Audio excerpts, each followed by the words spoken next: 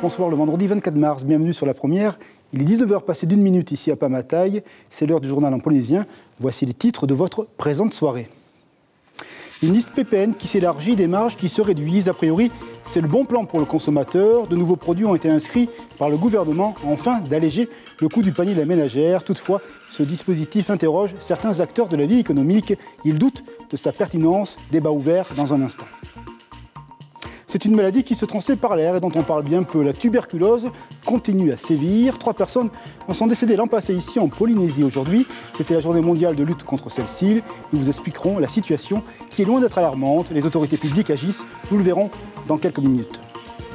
L'écologie tient une place plus ou moins importante selon les mouvements. 2 d'entre eux ont mis en avant l'hydrogène vert, une manière d'accélérer la transition énergétique, une nécessité partagée par tous les partis. Nous vous expliquons dans un instant ce qu'il en est. Ce soir, prise directe avec les candidats, plutôt les candidates. Nous irons aux Australes avec Eya Manuel Parao. La tête de liste de Tautinena nous dira ses recettes pour la création d'emplois et une politique de santé optimale. À tout à l'heure et merci.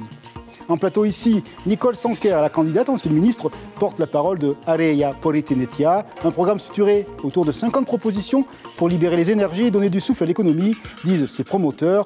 Nous le détaillons un peu plus tard. Merci madame. Du foot champagne pour une belle victoire. Hier soir, la sélection de Tahiti a pris sa revanche. Elle a battu la sélection calédonienne, le score 2-1. Nos footballeurs alignent le match amicaux dans la perspective de futures compétitions. Cohésion et plaisir au programme. Nous verrons les buts de la soirée. Et nous commençons donc ce journal en temps d'inflation mondiale. Tout ce qui permet de récupérer du pouvoir d'achat est plutôt le bienvenu. Ainsi en sera-t-il sûrement de la liste des PPN, validée cette semaine par le Conseil des ministres. De nouveaux produits viennent d'y apparaître. Bref, leur prix de vente devrait baisser. Parmi eux, les serviettes hygiéniques ou encore les couches. Mais ce dispositif est-il efficace? C'est une question. Certains acteurs économiques, eux, s'interrogent à haute voix. Voici donc le reportage. Derrière cet affichage, des produits dont la marge maximale est réglementée, les PPN. Une liste qui verra bientôt le retour du bœuf en conserve. C'est une bonne nouvelle parce qu'en ce moment c'est très cher. Et surtout que j'aime bien le pour nos poitrons et c'est vrai que c'est cher. Les protections hygiéniques féminines aussi seront sur la liste des PPN, ainsi que les couches pour bébés et pour adultes, et enfin le substitut du lait maternel 3e âge. Avoir les prix qui sont dessus déjà aujourd'hui, je peux dire que c'est très coûteux. Avant, non. On pouvait vraiment se permettre, et toutes les familles qui sont assez nombreuses pouvaient bénéficier au moins de ça. Aujourd'hui, c'est très limite, on va dire. Limite aussi pour l'association des consommateurs Tetiara. Son président qualifiait déjà l'éviction du Punupua Atoro de la liste des PPN d'acte infantilisant. S'il revient en PPN, ce sont les Polynésiens qui demandent ça. Quand vous faites les micro-trottoirs dans les réseaux sociaux, ils aspirent à ça. Puis je pense que c'est une bonne chose de revenir et permettre aux Polynésiens de consommer. Après, il ne faut pas non plus les contrôler. Et toi, tu gères ta santé. Une décision populaire, mais pas à la Fédération générale du commerce, pour qui la mesure n'est pas une solution viable face à l'inflation. Dans les petites structures au district ou dans les îles, où le chiffre d'affaires est constitué par des PPN, il va falloir trouver d'autres produits pour compenser. Et donc, compenser, ça veut dire augmenter les prix sur les produits libres, donc les grandes surfaces. C'est ce qu'ils vont faire. Eux, ils ont un choix énorme de produits libres. Ils vont augmenter les prix par ailleurs pour compenser cette perte de marge. En tout état de cause, ces mesures entrent en vigueur le 1er avril avec des mesures transitoires pour traiter la situation des produits mis sur le marché avant cette date. Santé, des maladies dont les temps modernes laissent entendre leur éradication. C'est vrai, leurs chiffres sont modestes, mais leur présence demeure. La tuberculose est un exemple. Elle a encore fait des victimes ici. 52 nouveaux cas recensés l'an passé, malheureusement 3 décès. Le profil des personnes touchées est très varié. Une solution, la vigilance et le dépistage précoce. Reportage signé Chiquita Teiva avec Hubert Liao. La tuberculose en pleine recrudescence en Polynésie. Sur les 56 cas nouveaux recensés l'an passé, près de 70% sont localisés sur la Grande Tahiti, 11% sur la presqu'île, d'où la nécessité de se faire dépister. C'est une maladie qui peut toucher tout le monde. Et lorsque vous avez un proche qui est touché, il peut contaminer bien sûr sa famille, ses amis, le cercle professionnel. Donc du coup, il faut que nous, on soit extrêmement vigilants lorsqu'on détecte les nouveaux cas, de faire une enquête de dépistage parmi les sujets contacts de façon rapide et complète, le plus complet possible, afin de détecter d'autres personnes malades éventuellement pour les mettre sous traitement, pour couper la chaîne de contamination. Toux persistante, détresse respiratoire, poussée de fièvre, manque d'appétit, perte de poids et sueur nocturne, les symptômes ne trompent pas, consultez rapidement un médecin. Si on s'y prend assez tôt, on guérit totalement de la tuberculose. Si on se trouve à des âges extrêmes de la vie, des personnes très jeunes, des enfants ou très âgés, il y a d'autres facteurs qui rentrent en jeu. Et lorsque, dans certains cas, il y a des formes beaucoup plus diffuses, et si on arrive en retard, on peut ne pas pouvoir les sauver. Ils vont mourir quand même. Côté population, l'information sur la maladie semble très loin, voire inexistante chez les jeunes. La tuberculose, oui, je connais la tuberculose. Enfin, je connais. C'était il y a longtemps. Même à l'école, on apprend ces trucs-là. Je ne connais pas du tout la tuberculose. Tu n'en as jamais entendu parler ? Si, mais vaguement. Le traitement de la tuberculose dure généralement 6 mois et implique la prise de plusieurs antibiotiques. Il s'accompagne également d'un suivi médical strict. Et une dépêche cet après-midi signée par la direction de la santé. Elle demande de la vigilance. La cause, cette fois-ci, une augmentation de cas de salmonellose. Parmi les conseils, bien faire cuire les œufs, être encore plus rigoureux avec l'hygiène, se laver systématiquement les mains après la manipulation des aliments ou bien de tous les objets qui ont servi à la préparation de repas. Toutes les précisions sont sur notre site internet de Polynésie. La première, soyez donc attentifs et vigilants et ne mangez pas de cru. Le cadre, traverser le Pacifique de Lima à Moréa sur une planche à l'aide de rames. Dit comme cela, il y a une part de déraison, mais à y réfléchir, il y a chez ces dames-là une dimension de l'engagement. Ce défi nous parle de fraternité, cette idée qui est loin de se monnayer. D'ailleurs, l'épopée a un but, aider une structure associative qui épaule les enfants qui sont victimes de cancer. Nos 6 sportives dans le vent sont vraiment proches de nos côtes. Voici un reportage signé par notre consoeur de France 3, Maria Lafourcade.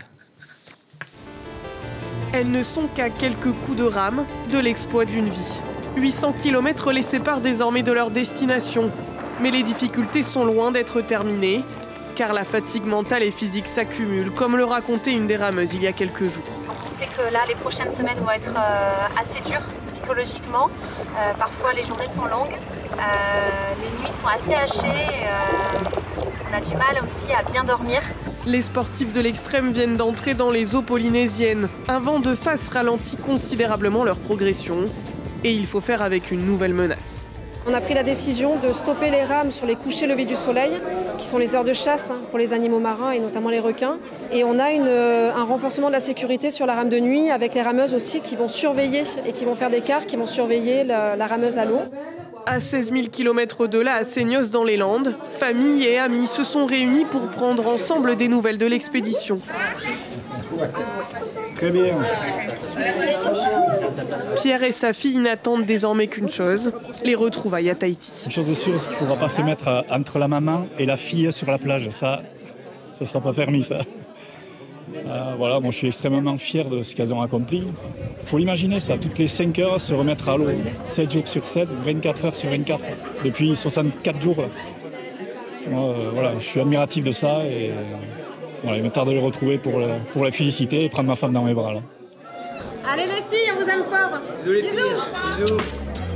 Mais il faut encore un peu de patience. Les 6 rameuses et les 5 membres d'équipage sont attendus à Moréa d'ici une quinzaine de jours environ. En fait, l'arrivée, c'est demain matin sur l'île Sœur, évidemment. Les équipes de la première seront présentes pour saluer cet exploit réalisé par 6 jeunes dames dans le vent. Bravo à elles. Un passeport pour entreprendre, une formule mise en place par la CCISM. Et dans les îles, c'est banco. Il y a du monde, exemple à AO. 15 porteurs de projets ont pu suivre cette formation pendant 4 jours. Un dispositif exceptionnellement gratuit jusqu'à la fin du mois d'août de cette présente année. Une manière de donner corps au souhait d'entrepreneuriat très présent dans les archipels. On va écouter le formateur Vayatora Pomaré. Il répond à notre correspondant Mathieu Allo. par rapport au marché peut-être de l'emploi, surtout sur des atolls éloignés, à un moment donné, le marché arrive assez rapidement saturé. Donc à part attendre effectivement qu'un poste se libère ou qu'un poste se crée, les possibilités qui apparaissent effectivement, c'est de venir peut-être créer sa propre activité. Dans cette démarche-là, il faut forcément identifier une opportunité dans laquelle on va pouvoir se lancer et qui va aussi coller à notre profil, à nos compétences et notre formation d'origine peut-être, ou par rapport à une passion aussi. Donc voilà. Nous sommes au cœur du journal. Dans 3 semaines, le premier tour de l'élection territoriale. Voici la page politique de la première ce soir.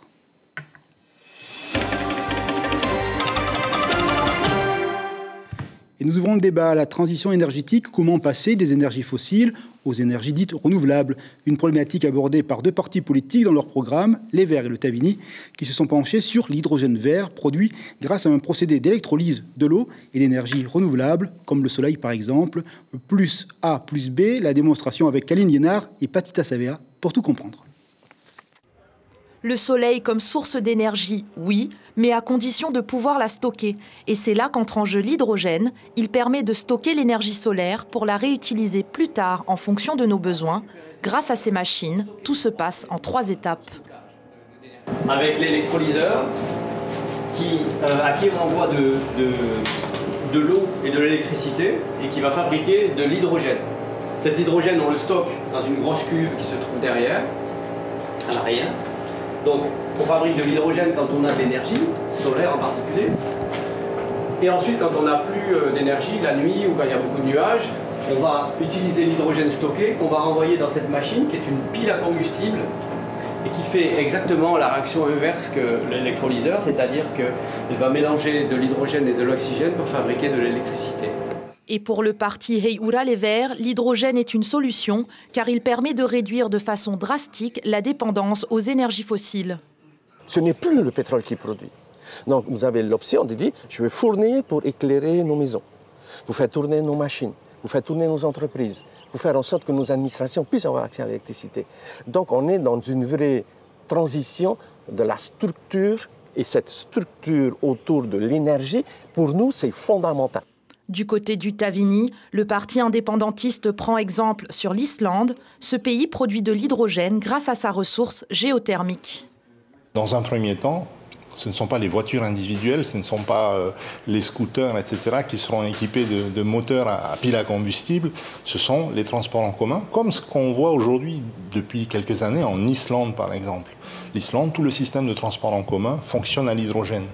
L'hydrogène est une ressource aux multiples possibilités, comme par exemple en Guadeloupe, où la première usine de traitement des déchets qui produit de l'hydrogène sera inaugurée en décembre 2023.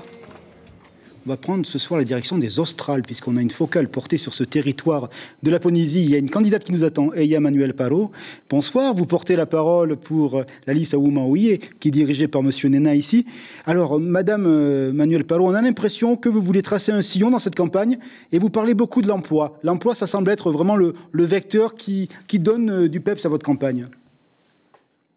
Alors, c'est une problématique qui est commune à l'ensemble de la Polynésie et de tous les archipels, pas simplement propre aux Australes.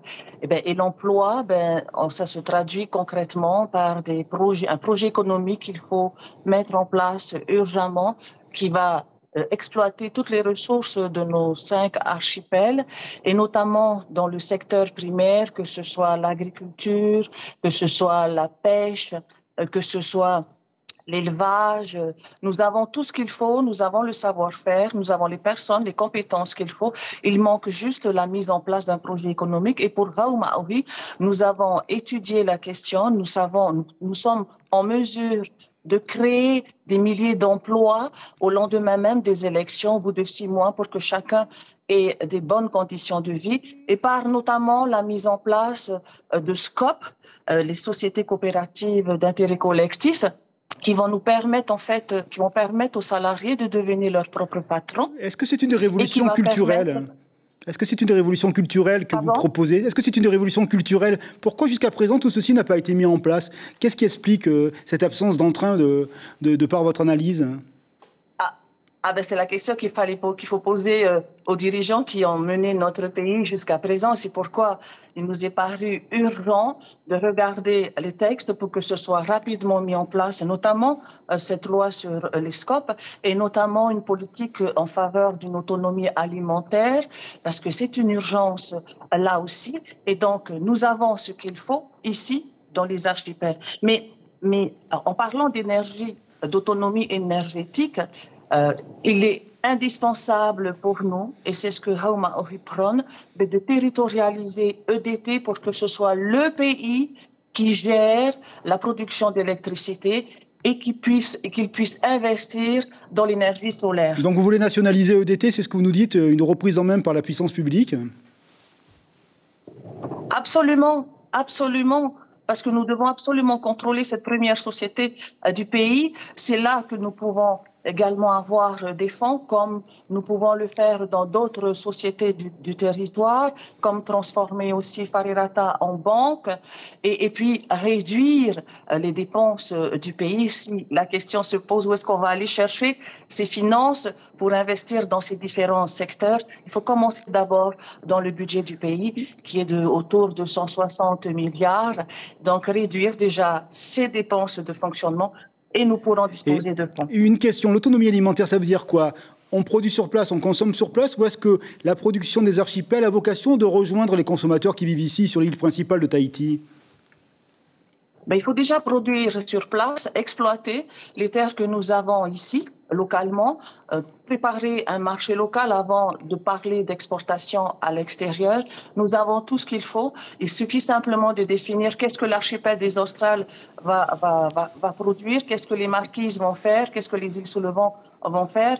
Et autour d'un projet économique qui va développer non seulement l'emploi, mais également le foncier, aider les familles à sortir de leur situation, de leurs problèmes, de leurs difficultés d'indivision, Haut Maori prône justement l'aide de l'État pour résoudre ces problèmes d'indivision, de rendre également les terres domaniales. J'aime donner l'exemple de Rimatara, qui est complètement autonome sur le plan alimentaire, parce qu'il y a un maire, il y a 40 ans, 50 ans, qui a pensé à planter un petit peu partout. Mais le problème que rencontre Rimatara aujourd'hui, c'est que 60% de ces taraudiers appartiennent au pays, aux terres domaniales. Donc Haut Maori prône pour ce qu'on rende ces terres domaniales aux propriétaires. Merci, le temps qui nous est donné est déjà parti. On vous retrouvera dans les débats la semaine prochaine. Merci de nous avoir accueillis en direct depuis votre île de Rorotu et bonne soirée à vous et bon week-end. Merci beaucoup, madame.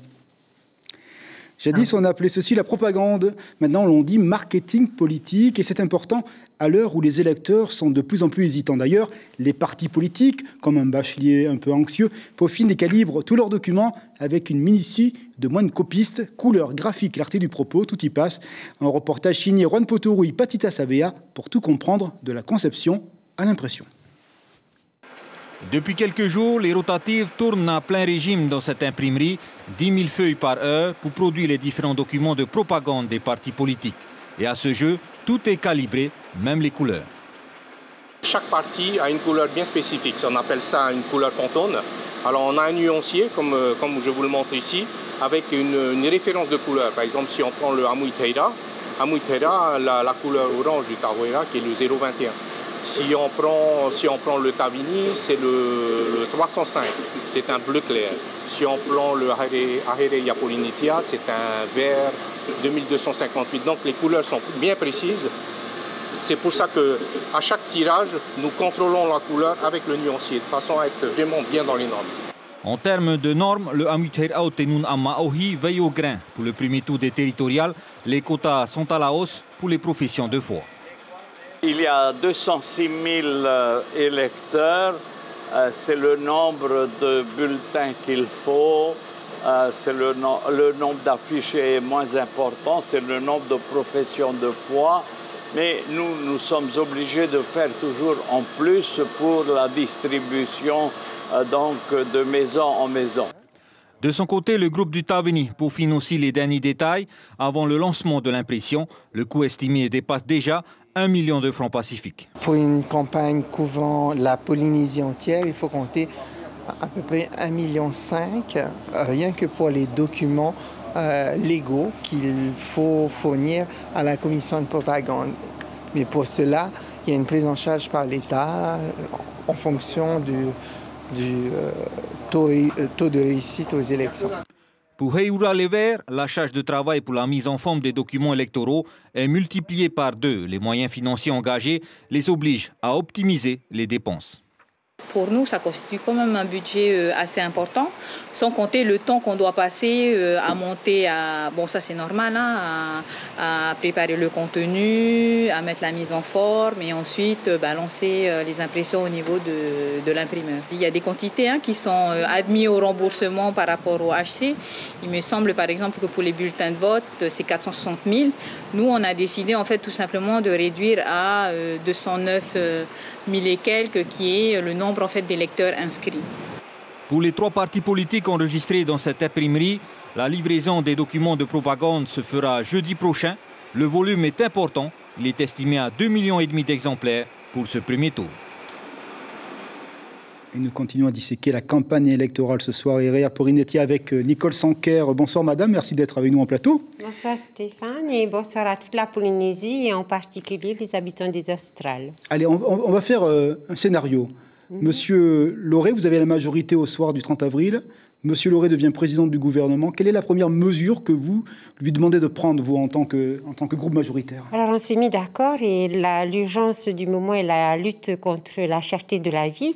Donc, c'est de préparer les textes pour la mise en application de notre programme, préparer le premier collectif budgétaire pour réduire les dépenses public et ensuite modifier les lois fiscales pour supprimer cette taxe sociale, changer la taxation des produits à l'entrée de notre territoire. C'est-à-dire on fait baisser la taxe sur le transport, on ne la compte pas dans... C'est-à-dire qu'aujourd'hui la taxation est sur le prix CAF, transport plus prix. Aujourd'hui on va sortir le coût du transport et taxer uniquement le produit à l'entrée, ce qui peut engendrer une baisse des prix d'à peu près 15%. Et on a aussi plusieurs lois fiscales à mettre en place pour inciter l'initiative privée, pour encourager tous les porteurs de projets. Donc on n'augmente pas les impôts, mais on allège les impôts. C'est ça la recette que vous portez? Exactement. Aujourd'hui, dans un contexte d'inflation, nous pensons que le seul levier pour redonner du pouvoir d'achat à la population, c'est de baisser les taxes, voire les supprimer pour certaines, et baisser les impôts. De toute façon, c'est le seul levier aujourd'hui que le gouvernement a. Et dans un autre temps, quand vous prévoyez de baisser les taxes, il faut baisser drastiquement les dépenses publiques. Donc, d'où ce premier collectif budgétaire que nous prévoyons de présenter à l'Assemblée en 3 mois. Il y a 50 mesures, mais on a l'impression quand même qu'il y a un fil directeur. Je ne sais pas si le terme est bon. Je crois qu'il est dans votre écriture. Libérer les énergies, parce que les énergies sont entravées. Aujourd'hui, on ne peut pas avancer, on ne peut pas entreprendre dans ce pays qui est la Polynésie. Oui, tout à fait. Nous avons intitulé notre programme « De retrouver la liberté de vivre, d'entreprendre, de s'engager ». Car aujourd'hui, tout est assez bloqué par la lourdeur administrative. Ensuite, il y a une politisation des aides. En fin de compte, nous voulons créer une rupture avec ce système que subit toute la population aujourd'hui et refaire confiance à nos jeunes qui ont des idées, qui sont porteurs de projets, les encourager. On ne pense pas que l'administration soit pour demain celui qui va pourvoir des emplois. C'est saturé. Mais par contre, nous croyons dans le développement des îles et tout particulièrement des Australes, puisque les Australes est un archipel oublié aujourd'hui. Il y a des retards dans les télécommunications, dans le système bancaire. Mais c'est la faute à qui? Aux entrepreneurs, aux politiques, aux élus locaux? Non, je pense qu'il y a une mésentente des Tavana depuis des années qui bloque. On voit bien au Marquis, il y a une entente des Tavana pour l'intérêt général de la population. Aux Australes, j'y ai été députée. En fin de compte, cette mésentente, parce que c'est réel, cette mésentente entre les Tavana font que les projets ne vont pas au bout. Si on prend l'exemple du Rahui, par exemple, la population était vœu de ce Rahui depuis 2009. En 2021, ils ont remis sur le tapis. Il suffit qu'il y ait un blocage d'un maire et c'est toujours le même. Et qu'est-ce que le pays peut faire justement pour débloquer la situation si elle vient d'une mésentente entre les maires et les Tavana du Alors l'ambition de Ahirea Porinetia, c'est justement de changer ce système politique, d'arrêter cette soumission des maires au pouvoir en place. Et nous voulons donc redistribuer les subventions, mais avec des critères objectifs et surtout la prise de décision pour les attributions aux maires, qu'elle soit tripartite, par exemple, avec les maires, avec le gouvernement et pourquoi pas l'État. Ça existe au niveau du FIP, du CFL, et on veut couper cette soumission des maires. Il nous reste 30 secondes, c'est presque une révolution culturelle que vous appelez de vos voeux là. Je dirais même que c'est une révolution aussi bien du système politique que du système économique, social. Il faut construire cette Polynésie avec les Polynésiens et dépolitiser ce système. Vous avez confiance ? Très. Nous croyons en notre projet et nous avons 24 jours pour convaincre les Polynésiens de nous suivre. Merci beaucoup d'avoir accepté l'invitation. Je crois qu'on vous retrouve lundi soir pour le débat sur la première. C'est moi qui vous remercie. Merci beaucoup. C'est la fin de cette page politique. Voici le jingle.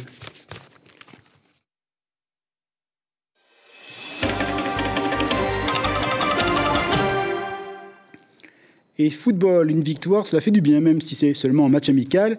C'est du peps, du tonus et une cohésion supplémentaire pour le collectif. La sélection tahitienne a pris sa revanche hier soir au Stade Pater face à l'équipe de la Nouvelle-Calédonie. Le score, 2-1. Résumé signé David Chang avec des images de Marcel Bonneau. C'est le match de la revanche pour Tahiti, la dernière chance pour les Toa Aito de briller avant le départ de la sélection calédonienne.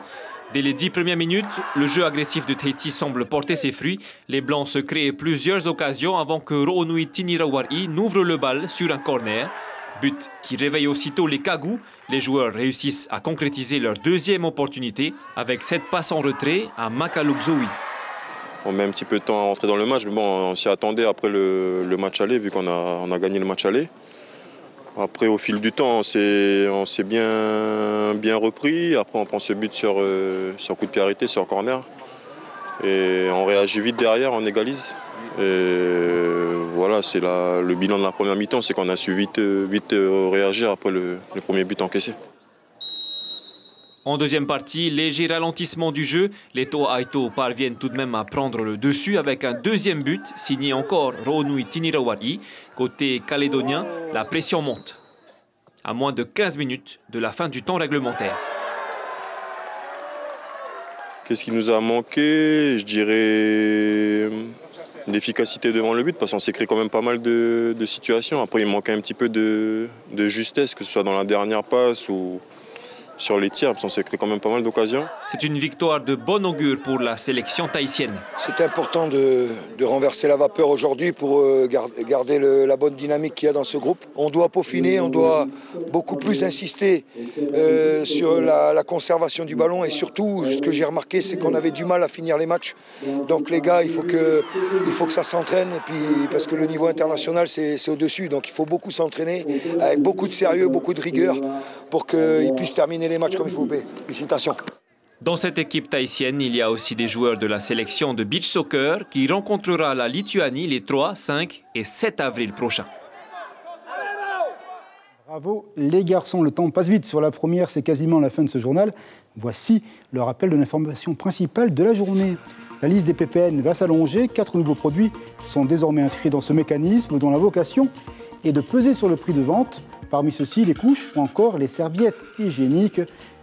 Un effet qui commencera à partir du 1er avril. On va s'intéresser au programme de la soirée sur la première, vous allez le voir, avec une fiction française, Mensonge, que vous connaissez. Et puis après, on va se régaler avec le grand show de l'humour. Restez fidèles donc à votre chaîne préférée.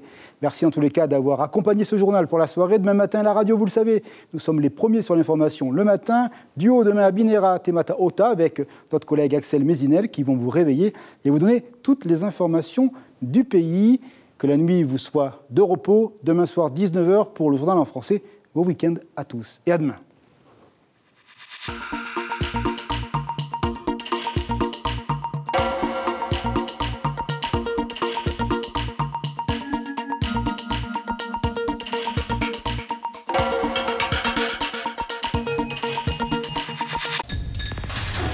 L'information en continu sur Polynésie la première, Internet et réseaux sociaux.